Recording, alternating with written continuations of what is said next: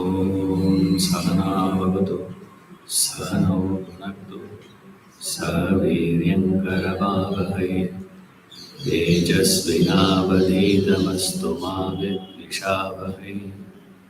Om Shanti Shanti.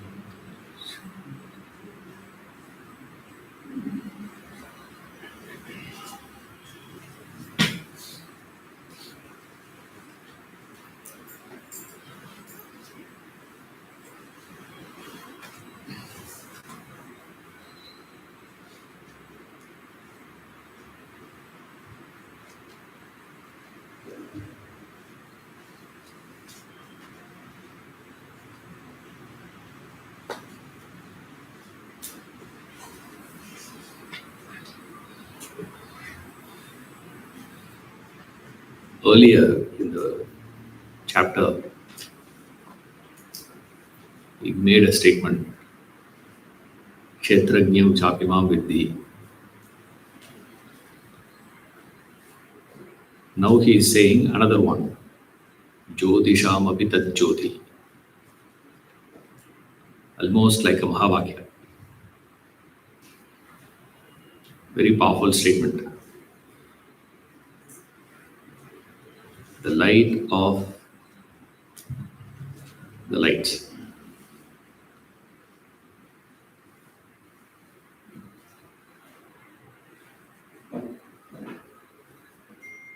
In the night, we have the moonlight to see. But that moonlight is not direct light. It is indirect light. Primary source of light is sun. The secondary source is the moon. So similarly, we have this mind which is conscious of everything. Is the secondary source. The primary source is the pure consciousness. The problem is that pure consciousness is not available for experience. Because the moon light will never get a chance to meet sunlight. Isn't it? Moonlight will never see.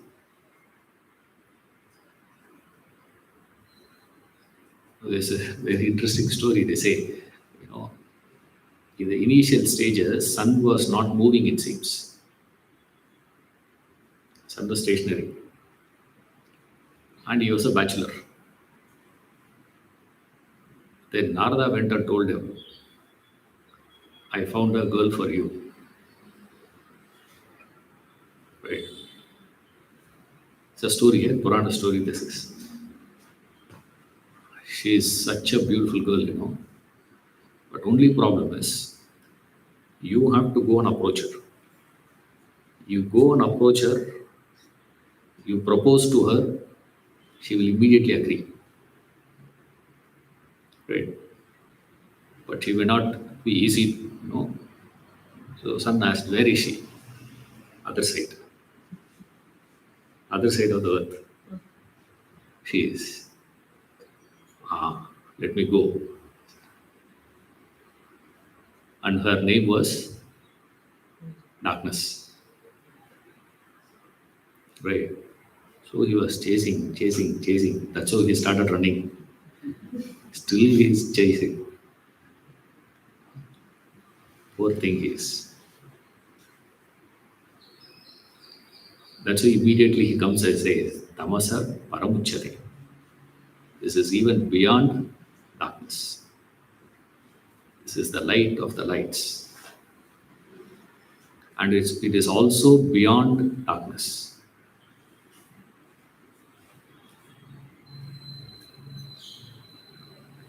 Light and darkness is equated to knowledge and ignorance.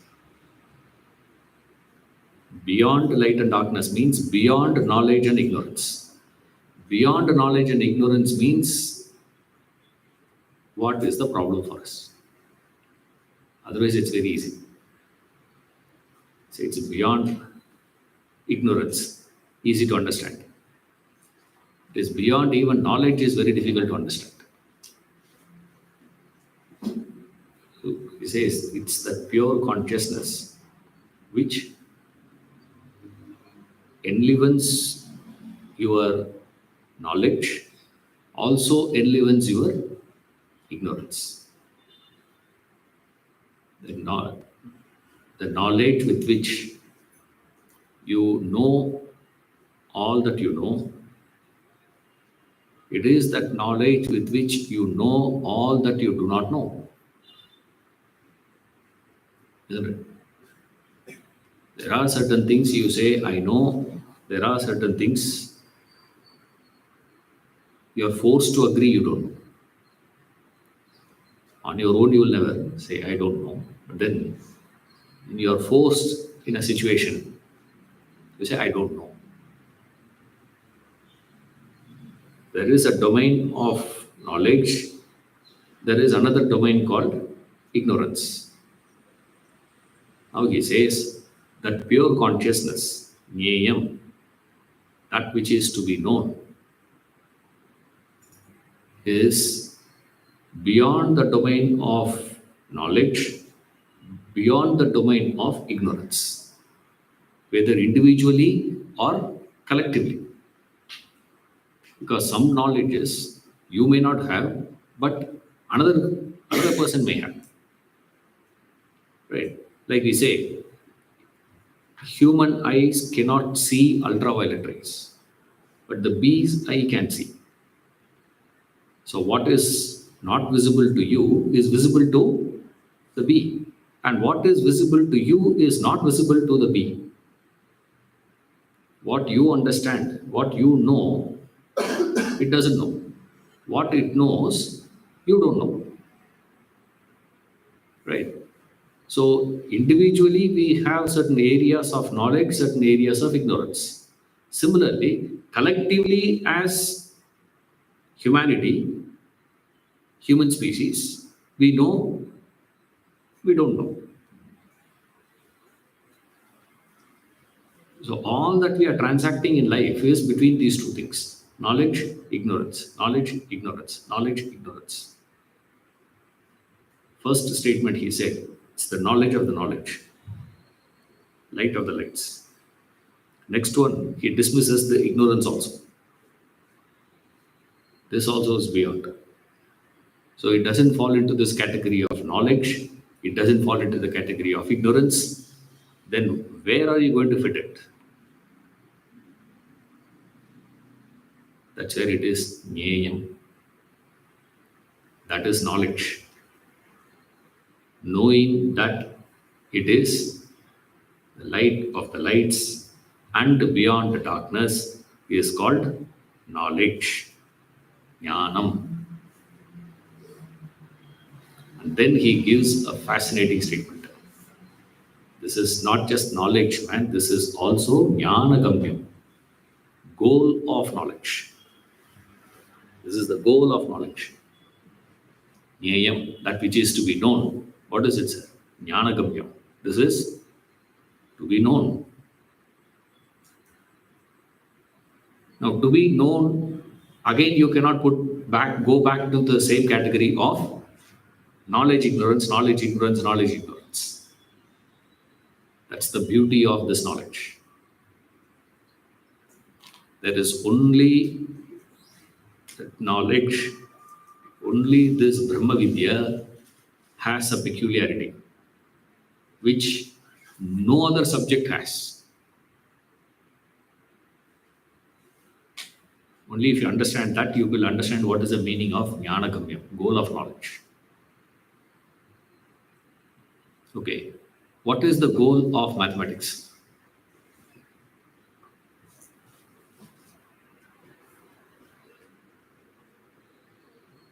All of you studied code. What's the goal of chemistry? Chemistry teacher. Goal of chemistry, what is it? Understand chemicals. Okay. Organic or inorganic? You teach. I teach physics, sir. Oh, you teach physics. She changed the subject, huh? Because I asked her in chemistry, she says no physics. When she was sitting there, she said chemistry. She sits this side, she says physics.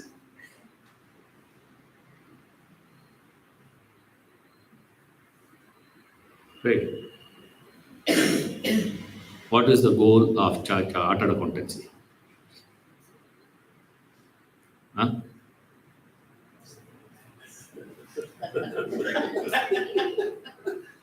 He is giving gestures, not answering. What is the goal of carpentry? All this is knowledge, right? What is the goal of that? What is the goal of this? What's the goal of this?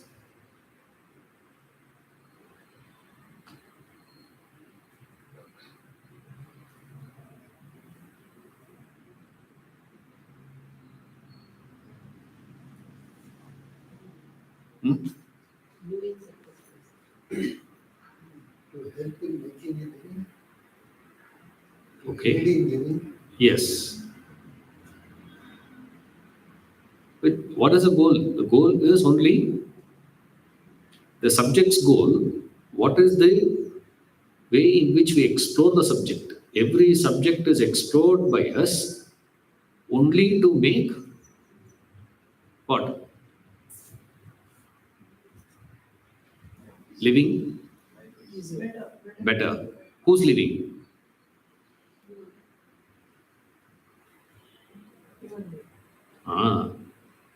All knowledge goal is to make one species life better. That's the goal. Whether we achieve it or not is immaterial. In that process, what all we do? Destroy all other species. Yeah, like, world has evolved. World has become a better place to live. For whom? For whom it has become better place? One species, remember. There are thousands of species. Of all that, one species life has become better. I'm not saying it's right or wrong, okay? That's the goal. Now here he says, the goal of jnanam, when you understand something, when you explore something, when you try to conceive of something, that should inspire you to be like that. The problem is, the one who studies microbiology doesn't want to become a microbes, no? Correct? You study, that doesn't mean you want to become that. You study number system, doesn't mean you want to become number system. You create a chair, but you do not want to become that chair. You can invent, you can discover. All your discoveries, all your inventions, none of those things inspires that person to become that. Only in this Brahma Vidya, knowledge, when you gain, this will inspire you to become that. That's the goal of Jnana. Jnana Gamya. You should reach there. You should achieve it. You should become that. Now, through that, you are going somewhere else. See? So, that's not the goal. Exploring that, exploring microbiology, studying microbiology is not to understand microbiology. Through understanding of microbiology, something else is the goal. So the goal is not this. This is a means. Remember, this is not the end. Even to the Nobel laureates, that's not the end. Goal means what?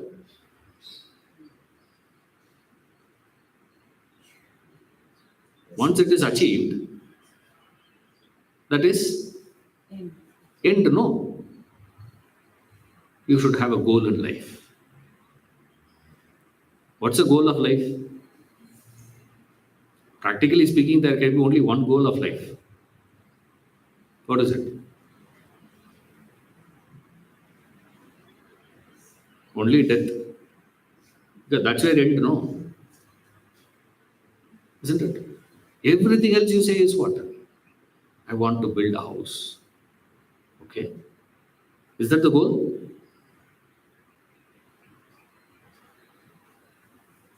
What is the goal of knowledge? Goal of trying to understand something is to become it. The Jnanagamyam. More and more you know about something, more and more you must have the desire to become that. More you get to know, more you should be inspired to be like that. Show me any field of knowledge where more you know, more you want to become like that.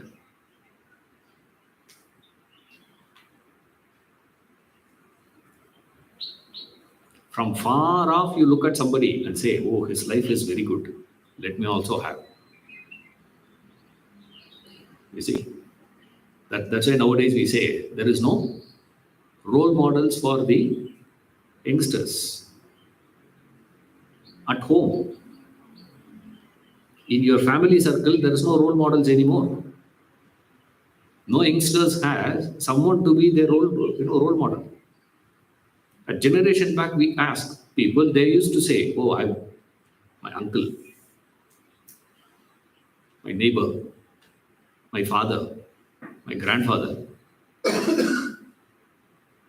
I say, of course, a lot of people say that in interview. When people come and ask me also, I will say in interview, oh, the one who supports me the most is my wife. I'll say that. It is supposed to say that. You see, it's custom. It has become more of a habit now. Not as you actually feel it. There's no. Then who is the role model? Far off personalities. People with whom you have no access. See, the moment you go a little closer to them, you see them as what? So flat, so uninspiring. But distance, it looks nice. 1 hour and 168 hours to meet is very inspiring.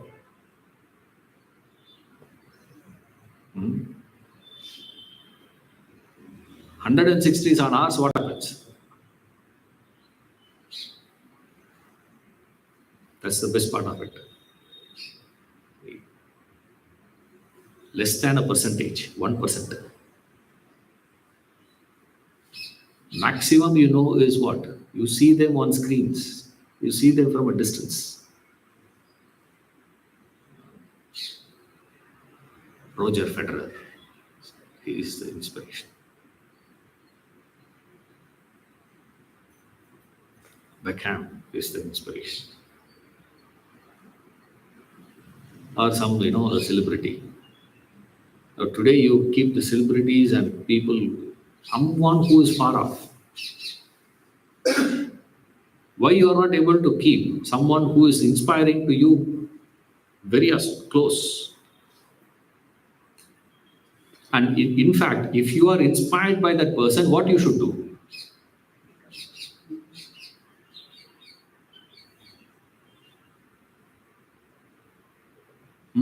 Spend time with them, get to know the person better. You should move closer, right? You should do all your efforts. It looks so like suddenly, my brother suddenly went and told my dad that I want to learn German. Hey, for what? Obviously, no. I'm saying in 80s. 80s, foreign language, nobody learns. For what? At least nowadays, it's made, a part. Foreign language. Suddenly he said, German. Why do you want to learn German? He had an amazing reasoning. Huh? He's a great fan of Steffi Graf. This fellow, she knows only German language. So if I were to converse with her, I should know German, no? Hey, பைத்தியமா? It's like very mad. That's called inspiration. When you are inspired, you should do things like when you have desire, or put it in a local language, we call it as desire. When you gain knowledge of something, that should inspire you to do what? To be like that. Through that, you are going somewhere else means that's not the goal. That's not the destination. Remember, that is a transit. Direct flight, indirect flights there, no? No matter where you go. Emirates. I want to go to Australia. First, go to Dubai. Wherever you want to go, I don't care. First, you have to land in Dubai. From there, you go to Australia, this side, man. Doesn't matter. We go there and come. Goal of knowledge is what? Jnanagamyam. Goal means there should not be anything beyond it. After that, if you are having something to do after that, that means that cannot be the goal. That's not the final destination. The goal means final destination. I arrive there, that's it. I go there, that's it. It should be like that. That's called a goal. What is the goal of knowledge? The goal of knowledge is more you know, a desire to become has to come, which doesn't happen in the field of science. Any other field, any worldly knowledge you gain, this never happens. And where is that Brahman, sir? It says, seated in the hearts of all. Where is it? Sarvasya Ishtitam. Seated. Where? Hriday. In the heart. In the heart, now don't do open heart surgery. Heart of a city means what?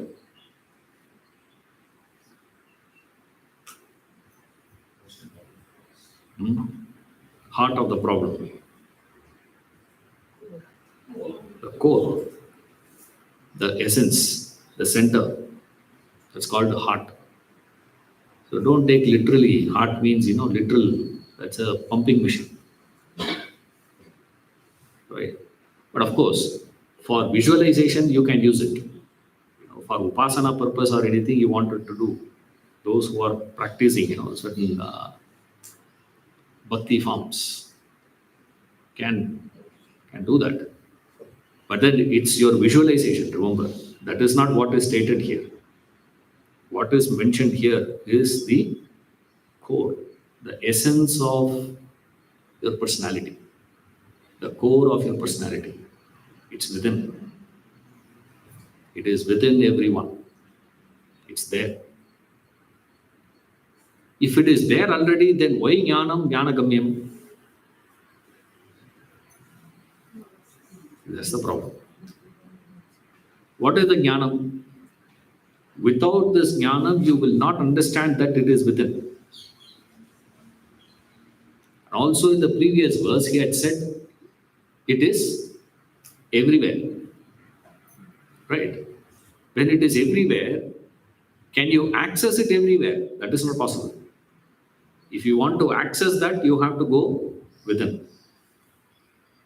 It's available everywhere, but access is not everywhere. Right? Like the government. Government is everywhere. Right? But if you have to access, you have to go to the capital. Isn't it? Same way. It is everywhere. But you have to access, means you have to go within. So where is it, sir? It is seated in the hearts of all. Don't say only one. Only in Buddha's heart it is, not in your heart. It is everywhere. It is inside everyone. But then, with this knowledge alone, jnanam. And what is jnanam? He has already explained. Right? What is jnanam? Kshetra kshetrajnayor jnanam. 1. 2. Amanitvam, adambitvam, ahimsa, etc. All those qualities, 20 qualities. Those 20 qualities plus that understanding of the distinction between kshetra and kshetrajna put together is jnanam, complete. Right? What is the connection? Apparently, it will look like totally unconnected. The connection is these qualities becomes essential factor for you to gain that knowledge. Right? Without the presence of these qualities in you, it will not be possible for you to understand kshetra kshetrajna. This is kshetra, this is kshetrajna. They are two different things. That viveka you will never be able to achieve without these qualities. So these qualities becomes essential necessity for that viveka, which gives jnana. Therefore, he says qualities plus viveka put together is called jnanam. Right? So this is the idea here. So he says, the light of even flights. That is said to be beyond darkness, knowledge, that which is to be known, goal of knowledge, seated in the hearts of all. 19. इति क्षेत्रं तथा ज्ञानं ज्ञेयं चोक्तं समासतः मद्भक्त एतद्विज्ञाय मद्भावायोपपद्यते इति क्षेत्रं तथा ज्ञानं ज्ञेयं चोक्तं समासतः मद्भक्त एतद्विज्ञाय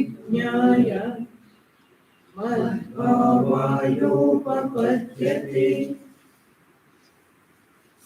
Thus, the kshetra field, as well as knowledge and that which has to be known, have been briefly stated. Within brackets, elaborated by the great commentators. Knowing this, my devotee attains my being. Now he's just concluding the ideas. So far, what he has stated. Yeah, obviously, Arjuna would have slept off. He asked a question, but then, many times happens, people ask questions, but then, they switch off after some time. His mind must be wandering somewhere. It's natural. It's nothing to do with Arjuna. It's natural to happen. So Krishna brings his attention back to the conversation. So he's just concluding the things. He states what has been given so far. Kshetram. I have explained what is the Kshetra. Verses 6 and 7. He explained it. Kshetra. What is Kshetra? Matter. What is that made up of? The 5 elements, gross elements, subtle elements, right? This, and then the body which has the organs of perception, organs of action, and then the pranas, and then this antakarana, all put together. All these things put together is called Kshetra. And then he moved on to explaining what is that Jnanam, the 20 qualities he gave, no? From verse 8 to 12. From 13 onwards, 13 to 18, he has explained what is that Jnayam. Right? The goal. Now there is a question. Krishna expects Kshetrajna also, no? He didn't include that in the list. He must have forgotten. He has not forgotten, please. That Kshetrajna is nothing but Jnayam. Right?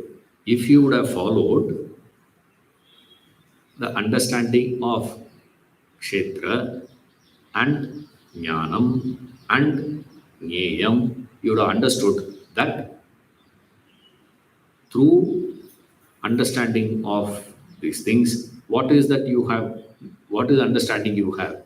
Kshetrajna and Jnayam are one and the same. Since they are the same thing, he doesn't want to include that here. See? So, all that he has explained. Now, what he is doing is in verse number 19, first line is summary. He is only stating what all he has stated. Like they say, that the structure of any public speaking.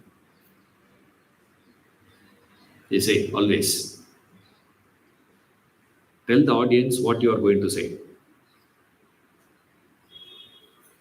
Tell them. And then tell them what you have said.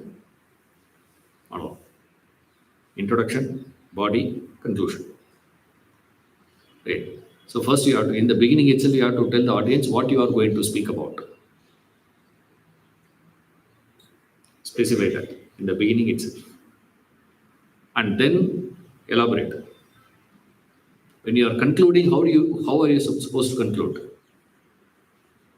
Briefly refer to them all that you have covered so far. So he covers that beautifully here. I have explained Kshetra, also Jnanam and Jnayam. Right. By knowing all these things, what is going to happen? Is the second line. Right. Second line explains the effect, the phala. What will happen to you? What happens to that person, sir? my devotee attains my being. So this comes this, that which is to be known, have been briefly stated. Knowing all this, what is going to happen? To whom? That is why it's very important. Suppose if he has not mentioned my devotee, okay, read the same thing. Thus, the Kshetra field, as well as knowledge and that which has to be known, have been briefly stated. Knowing this, one attains my being. All of you will say what?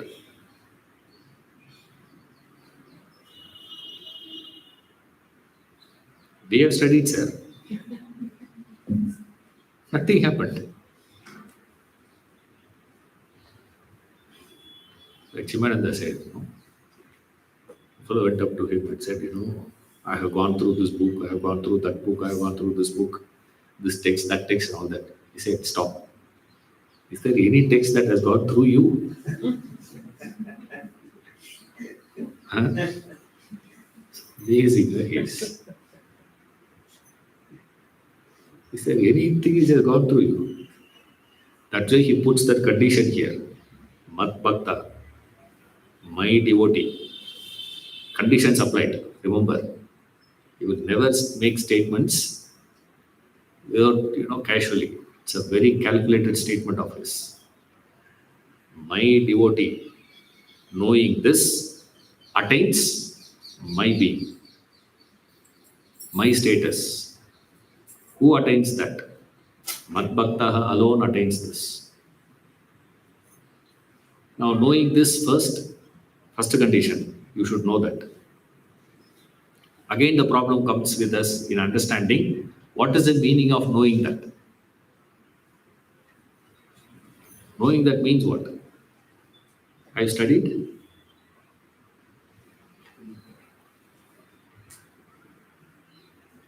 No. Knowing that means you have understood and convinced they are two different things. Kshetrajna different, Kshetra different. That Kshetra, Kshetrajna distinction I have understood clearly through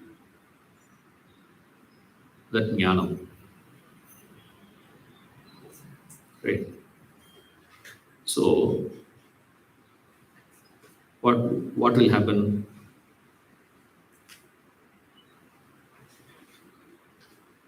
If you have understood something is transient, something is permanent. One dimension is fleeting, another dimension is permanent. And you are interested in the permanent. When you have not understood what you will do, there will be confusion in you in understanding which is permanent, which is impermanent. And you may fall into the trap of that, taking that impermanent to be permanent and start chasing that. So the moment you have that jnanam, what you will do? You first thing you will do is what? Stop chasing that impermanent. Right? That's the first step. That fascination that you have towards that kshetra, the attraction that you have on the kshetra will drop. But sir, that's also important, no, for life. That means what? Start all over again. Isn't it? That's also important, no? That's also a necessity, right? Now, Vedanta is not saying whatever, what can be done by the kshetra can be done only by the kshetra.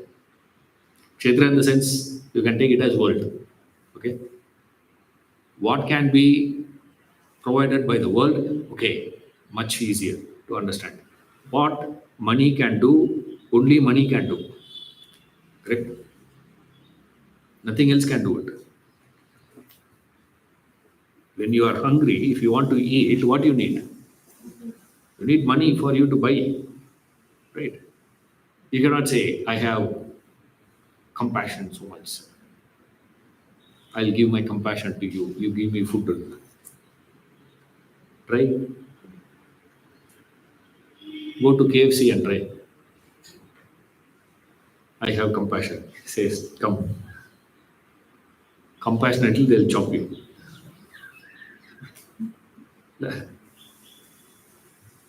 Compassion.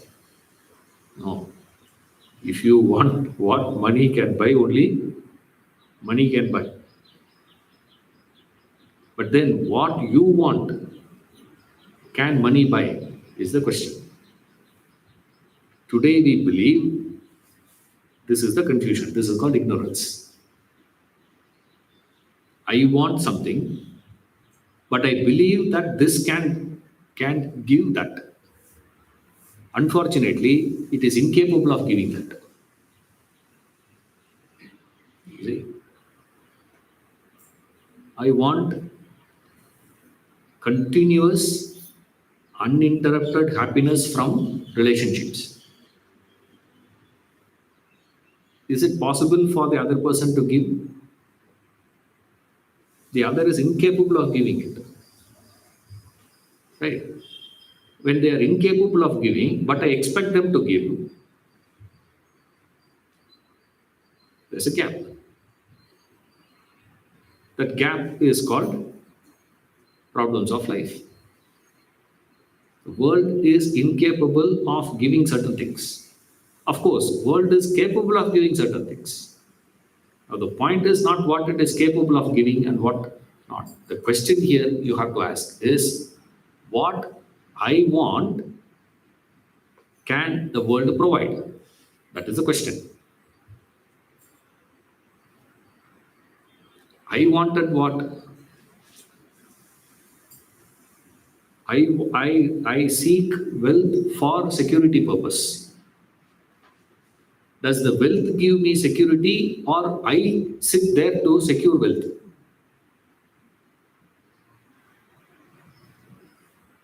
Who is securing whom now? I have to take care of the house. You built the house to take care of you. Correct? Now everyone says what?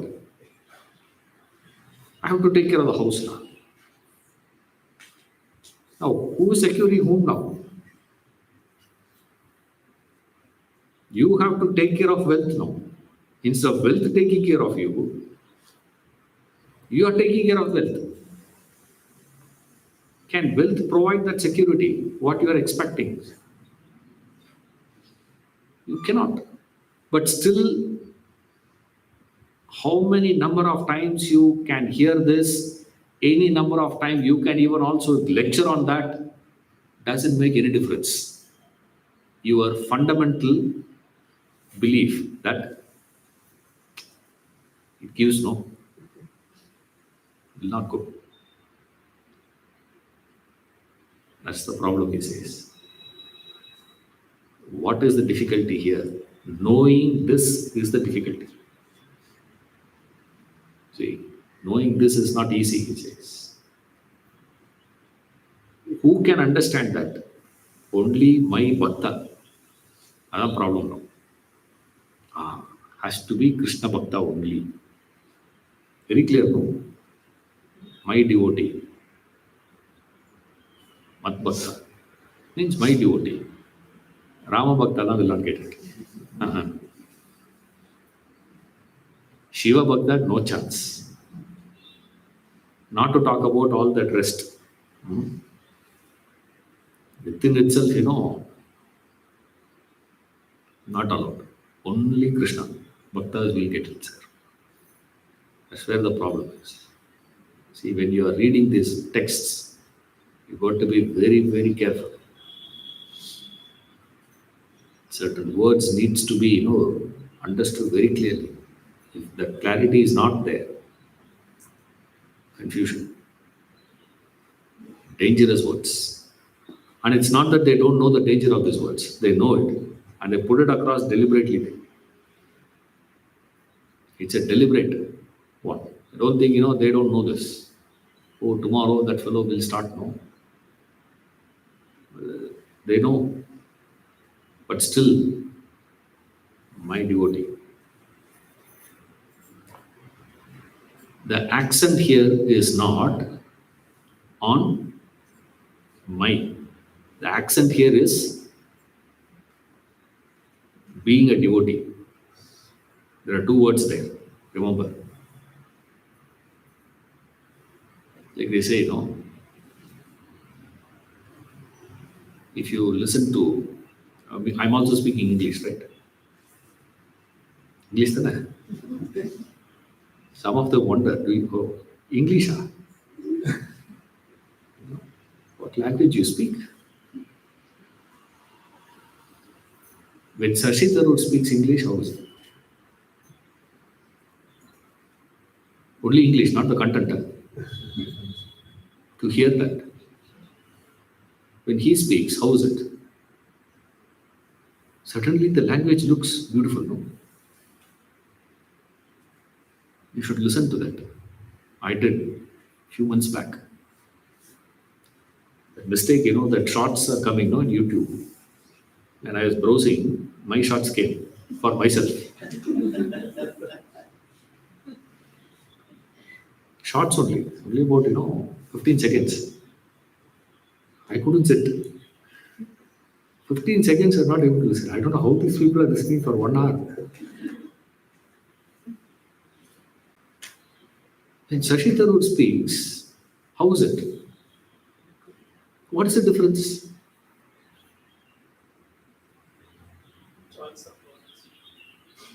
Not choice of words, even normal words. Huh?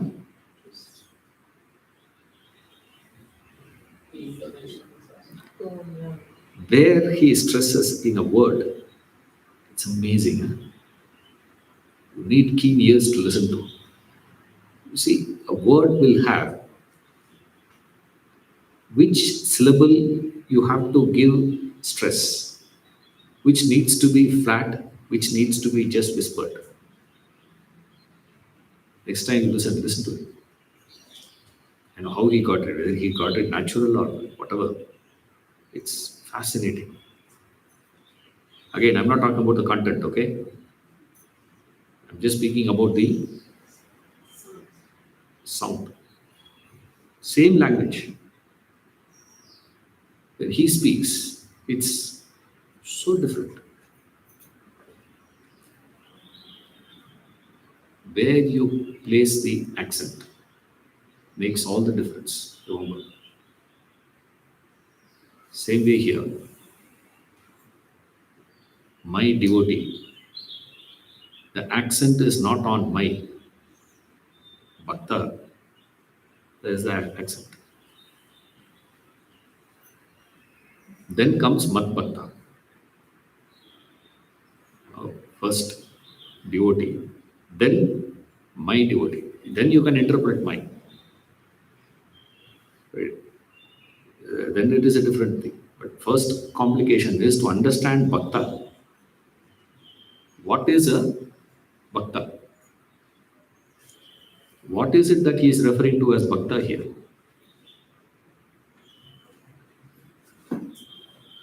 He is referring to a Bhakta who is a Jnani. That's a Bhakta. But he gave the classifications earlier, no? Artha, Artharthi, Jignasu, Jnani. All four are devotees. But of the four, Jnani is the best. He says. What is the meaning? In some other context, he will say yogi. Okay. In another context, he will say, yogi is the best. Yes. Suddenly here he says, jnani is the best. Now there's a fight. Yogi better, jnani better.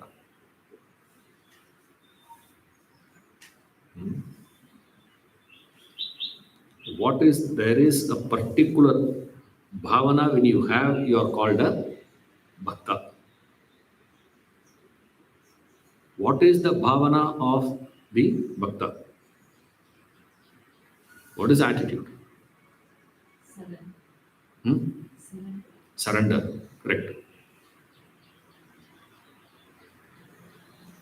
Surrender means, what is surrender? Give up ego. Hmm? Give up ego. Ego, giving up ego. Adipti. Call with me. What is surrender, sir? Giving up ego. Who is giving up? Ego is giving up. Ego is giving up ego. Suicide. It will amount to suicide, no? Is it a psychological suicide? That's why we don't want to surrender. That's why these definitions, these terms needs to be understood carefully. See, surrender, correct? A devotee means the one who has that surrendered attitude. He surrenders.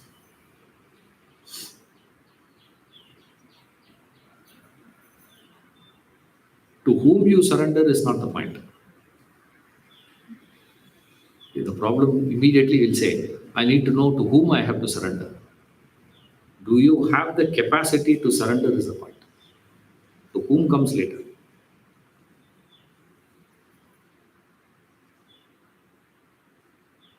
The surrender is not easy. Very difficult. Why? Because when you surrender, what you are saying is what you are doing is you are risking the whole thing. See, you're staking the entire thing because there is absolutely no guarantee. If there is a guarantee, if there is a possibility, and then you take a risk, that's called businessman. You see, businessman also will take risk, but then his risks are all calculated, not blind. You see, it's not blind. When you buy a lottery ticket, what is that?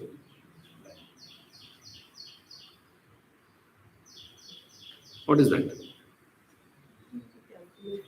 You're taking in a calculation. There's some chance of getting. You're taking that one ticket now. Are you checking what is the probability of this combination of number coming first prize? It's a parts per million. Huh? ppm, parts per million. Pass per Million. million. Assuming only million is sold. Correct? There are so many lottery tickets. They give a number, no? They are supposed to sell only this many numbers. You know that, no? When you buy lottery tickets, when they are announcing a lottery, there will be a stipulated number printed. Only that many numbers they can sell. Others they cannot sell. People have been selling. Tamil Nadu doesn't have lottery, you know that, no? Tamil Nadu doesn't have lottery ticket. The biggest man in India, lottery ticket fellow from Tamil Nadu. You know that? The biggest fellow. His name is Lottery Martin. His name is Martin, but his title is this. Weird country this is. Like Gujarat. no alcohol. Maximum drinking is happening there. Okay, it's banned, no? Similarly, yeah. But then how he is becoming? He says, I don't care. Simply sell. Who is going to know? Kerala tickets. When you are buying a ticket, are you sure that it's only one ticket in that number? Nothing you know. Simply theoretically we say, yeah, what is that? PPM. PPM calculation. Have you ever done a calculation like that? Nothing. Right? Probability is what? Huh? 112. Last 11 times this has come like that. So 12th time has to be like this. Why? Probability is what? 112. No. So last 11 times this has come like this. Therefore, 12th time has to be what? This combination has to come. Can you say? Every time you are throwing the dice, the same thing is what? Again and again it is 112, 112, 112, 112, 112. Every time. Throw, throw, throw.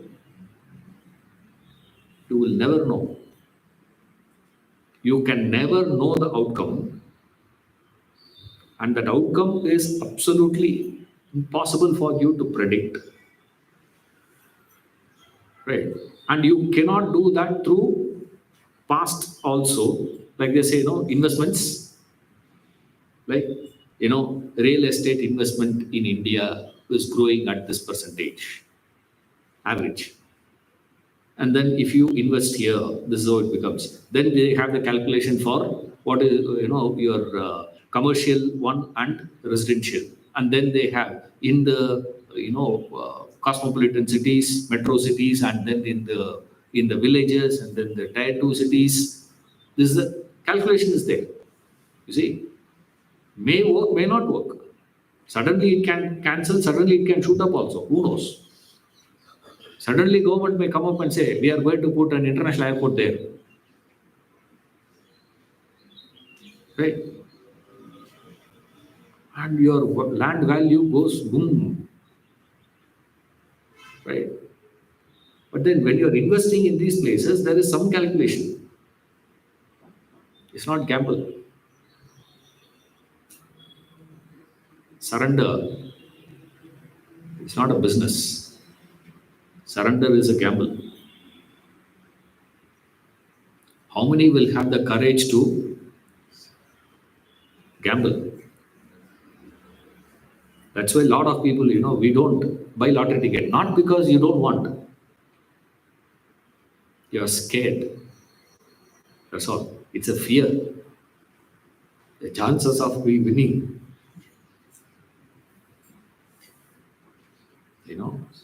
a known devil is better than a known angel.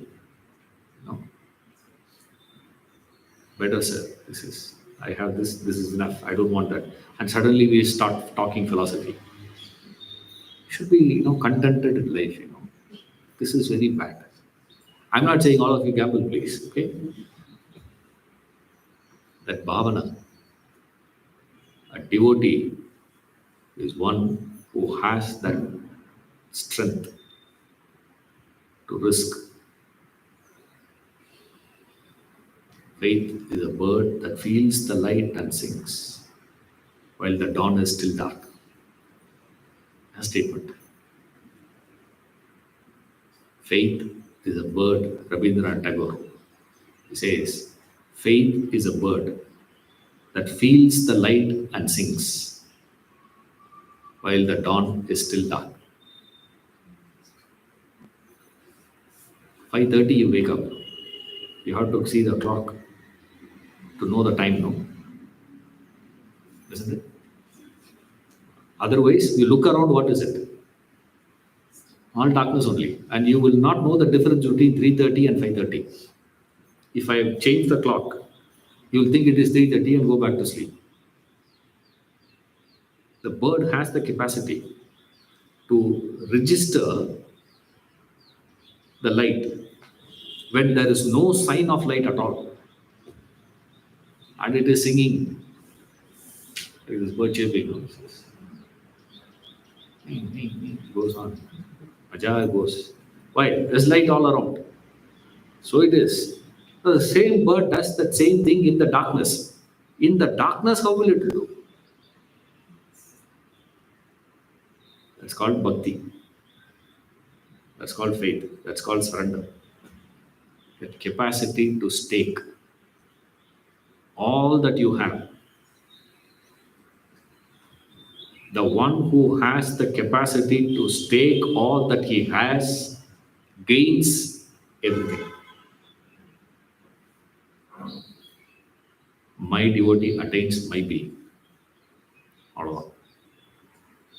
If you can stake everything, you gain everything. The way to gain anything is to lose it. It's a law. The way to gain anything. Profound statements. To lose it. The willingness to give up everything is called bhakta.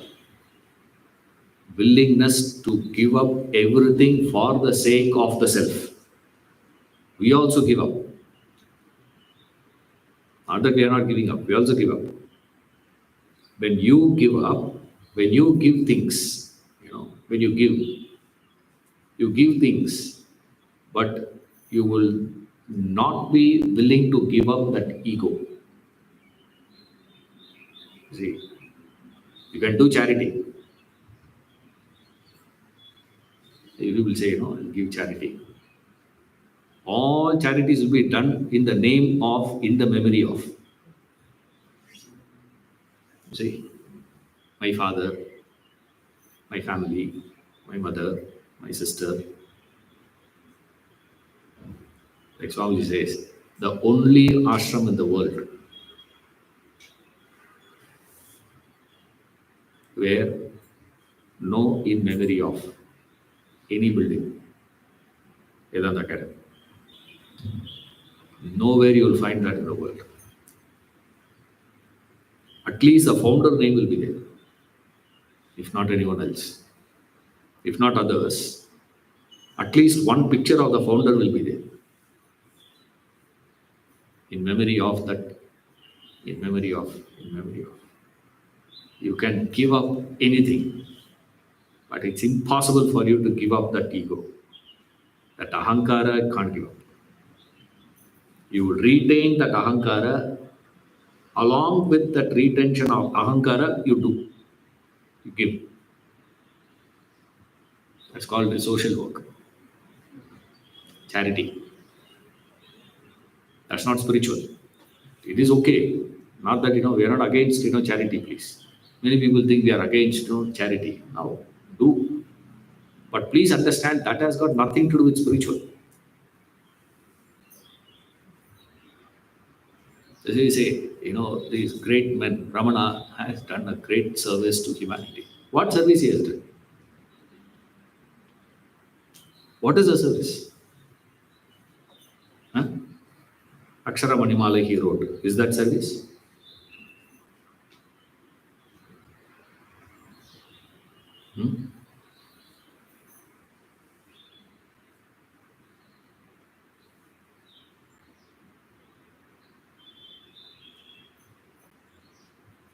Vairabhut also writes poetry.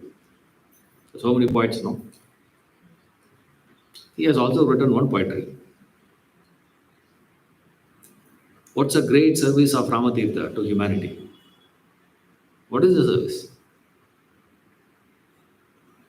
Oh, Swamiji has done a great service to humanity. What service? Lectures. Lecturing is service? Yeah, it is also. But is that great? What is the great service rendered? what is the service rendered by those spiritual masters,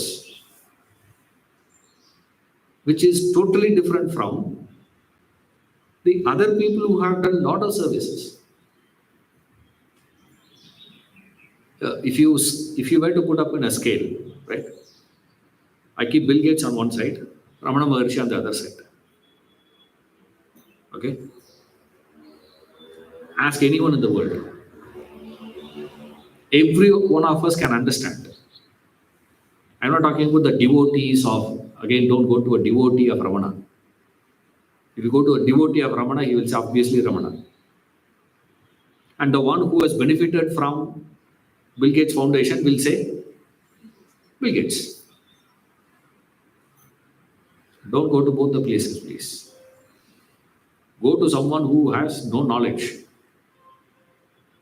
who doesn't understand either this or that. Tell him, this is what this fellow's lifestyle, this is what this fellow has done.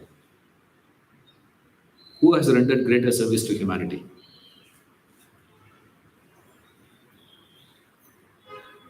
Okay, forget about greater service. Right?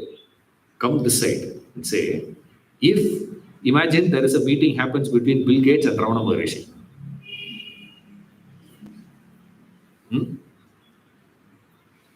Who will get inspired looking at whom?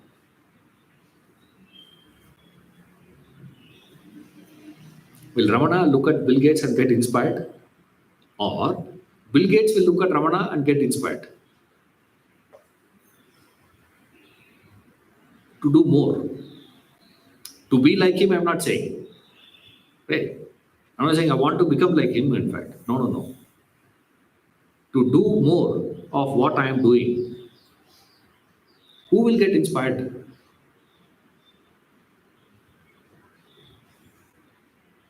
Ramana will say, yeah, continue doing, very good. Good job.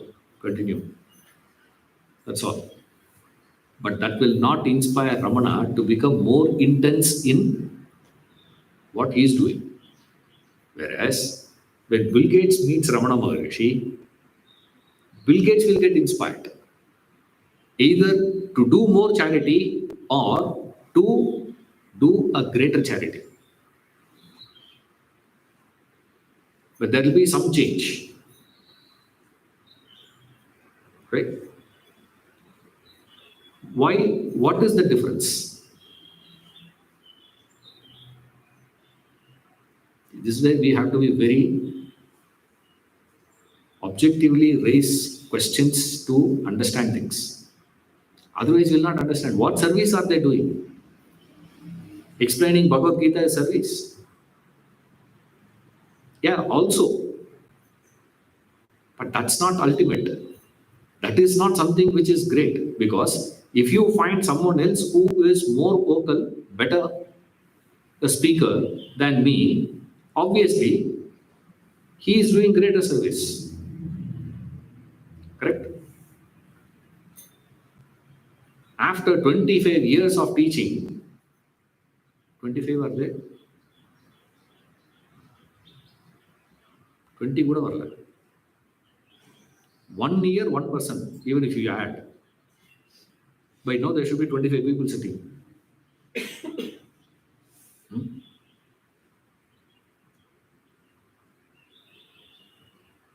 not there.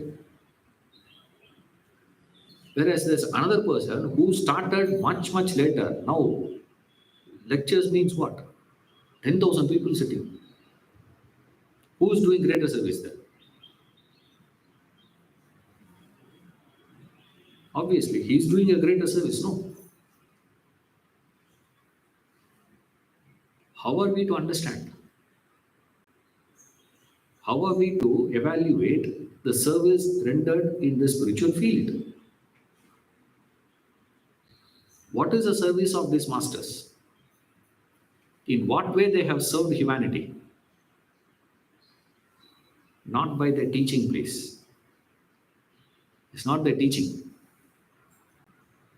Then, what is it? Means, it's the way they live. Correct. What does it mean? only one set of dhoti kurta.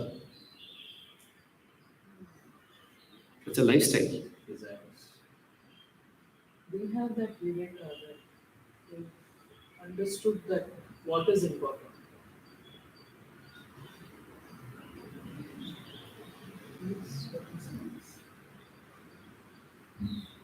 Showing there's a possibility of giving up. Showing us the possibility of giving up. What? Giving up, correct. What is it that they have given up? Which is impossible for any one of us to give up. Ego. Can you drop that ego? Is it possible to live life liquidating your ego? Wherever we go, we carry that ego along with. You see, wherever you go, you carry that, carry that, carry that. That capacity to liquidate ego, that possibility that you do not require ego for you to live life. That mamakara, that ahankara is not required. The thought of me, mine, not required to live. It is unnecessary baggage that you are carrying. Drop it. That possibility comes only when you meet someone who has dropped it. See, that is why Bill Gates will get inspired looking at Ramana. What is the inspiration? What is he experiencing actually there? In their presence, something happens, no, to you. What is happening to you? Even though Ramana may not even look at you. I'm saying Ramana, one example, okay? Don't take it literally only Ramana, please. Any Mahatma for that matter, you go to their presence, you come out how?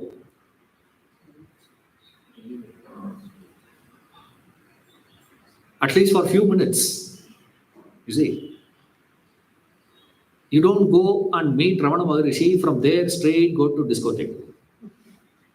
You cannot. It's not possible. Try. You know. Impossible for you to do it. Unless you are Asura type category. Rakshasa type category. That's how Ravana's Lanka was described by Hanuman. He describes what was the condition there, that country, not Ravana, country, he is explaining. He says, women drink in the morning. Drink in the sense not having, sip. Get drunk. Women drunk morning. What is that? Height of deterioration. That's the condition of the general public. You can imagine Ravana then. The general local fellows are like that. Imagine that fellow. The way we live life, wherever you go, anyone you interact with in the world, you have to carry the burden of your ego. You see, the moment you go in the presence of these masters, the necessity for you to carry that ego disappears. There's no need to carry that ego in front of them. You see, automatically drops.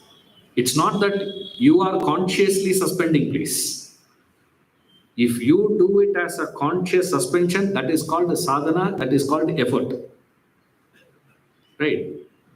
In their presence, that happens automatic. Why? I come into picture only if you, when you are not there, there is the need for me to carry that notion of I. Can you carry that? It's impossible. So the moment you interact with another human being, instantly that ahankara comes. Not arrogance. No, don't take ahankara to be arrogance, please. That's a very local one. The sense of I, that ego comes, the sense of individuality. The necessity of individuality comes into picture, which is unnecessary burden. It's a burden, it's a heavy extra weight, extra baggage. Put it down. In their presence, that happens, still you survive, still you live, which means automatically there is a distance created between you and the ego. See, that is why my bhakta. My bhakta in the sense, in the presence of such masters, when you go, along with that, you are also working independently, consciously to suspend that ego. So, on your own, you are a bhakta. Along with that, you are constantly in association with someone who has already liquidated it. So, double effect. Even if you fail in your conscious effort of suspension, of giving up, staking everything means what? Your ego, your ahankara. That you are willing to drop, that you are consciously working, facilitated by the presence of this master. What does his presence prove? Suspending your ego is not equivalent to death, lifelessness, shunya. Suddenly everything will become nothing. Suddenly your life will not have any meaning. No. That is where true existence you experience. Your full liveliness that you can experience only then. That possibility gets created. Such a person, what will happen to him? Attain my being.